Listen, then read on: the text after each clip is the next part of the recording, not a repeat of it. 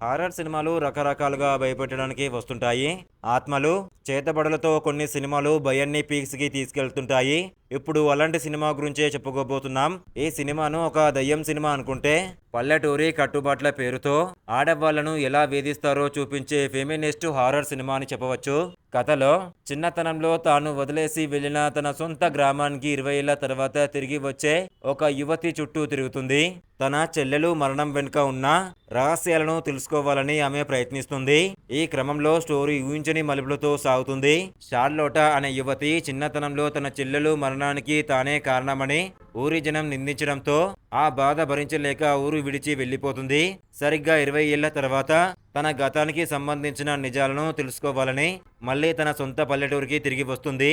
ఆమె రాక ఊరిలోని పాతకాలపు మనుషులకు నచ్చదు. అదే సమయంలో ఊరిలో పశువులు చనిపోవడం వంటి వింత సంఘటనలు జరగడంతో గ్రామస్తులంతా కలిసి షార్లోట్ అనే ఒక మంత్రగత్తె అని, ఆమె రాక వల్లే ఊరికి కీడు జరుగుతుందని నమ్ముతారు. ఈ క్రమంలో ఆమెకు మీరా అనే ఒక అమ్మాయి పరిచయం అవుతుంది. మీరా సహాయంతో షార్లోట్లా తన కుటుంబం గురించి, తన చెల్లెలు అడవిలో ఎలా మాయమైందో తెలుసుకోవడానికి ప్రయత్నిస్తుంది.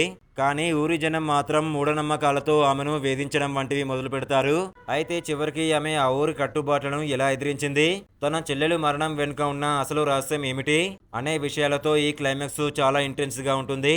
ఈ సైకలాజికల్ హారర్ సినిమా పేరు వచ్చేసి నైట్ సైరన్.